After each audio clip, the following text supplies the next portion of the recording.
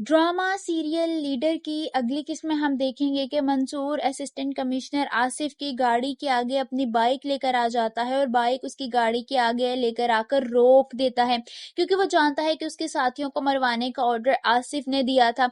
University में उनकी जमात मिलकर हुकूमत के खिलाफ तहरीक चला रही होती है और जब हुकूमती नुमाइंदों यानी आगा साहब को ये बात पता चली होती है तो उन्होंने उस जमात के दो अहम रुकनों को अगवा करवा लिया होता है, यहाँ तक कि दोनों को जान से मरवा देते हैं।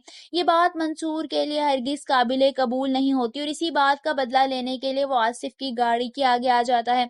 आसिफ बामुश्किल ब्रेक लगाता है और गुस्से से मंसूर से कहता है कि सुनाई नहीं दे रही, बाइक पीछे करो, जिस पर मंसूर उसकी कोई बात नहीं सुनता। आसिफ को बहुत ज्यादा गुस्सा आता है, वो गुस्से में बाहर निकलता है। मंसूर भी मौके की तलाश में होता है और दोनों एक दूसरे को मारने लगते हैं, यहाँ तक कि दोनों में बहुत बुरी लड़ाई होती है।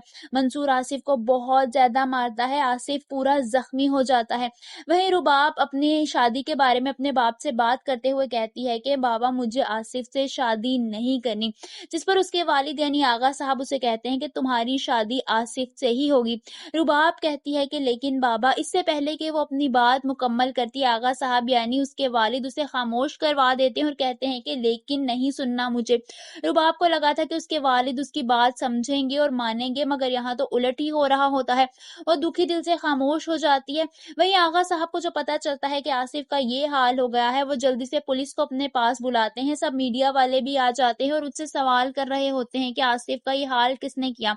आगा साहब पुलिस के बड़े अफसर से कहते हैं कि यूथ उम्मीद पार्टी यानी जिस पार्टी से मंसूर का ताल्लुक होता है, उस पार्टी के हेड ऑफिस पर रेड करो। मैं चाहता हूँ कि कोई भी ना बचे, क्योंकि वो समझ जाते हैं कि आसिफ की हालत और हुकूमत के खिलाफ प्रोपोगंडे में ये पार्टी शामिल है। वो जल्द अज जल्द इस पार्टी को खत्म करवाना चाहते हैं। पुलिस वाले मंसूर को गिरफ्तार करके ले आते हैं, क्योंकि इस वक्त पार्टी का हेड वो होता है, और उसे आगा जान के अड्डे पर ले जाते हैं, जहां उन्होंने मंसूर पर गन तानी होती है। यहाँ तक कि आगा साहब का एक आदमी मंसूर पर गन चला भी देता है। आप सबको क्या लगता है, क्या ये एक गोली मंसूर के इरादों को तोड़ देगी या फिर वो पहले से भी ज्यादा मजबूत हो जाएगा? कमेंट्स में अपनी राय का इजहार जरूर कीजिए।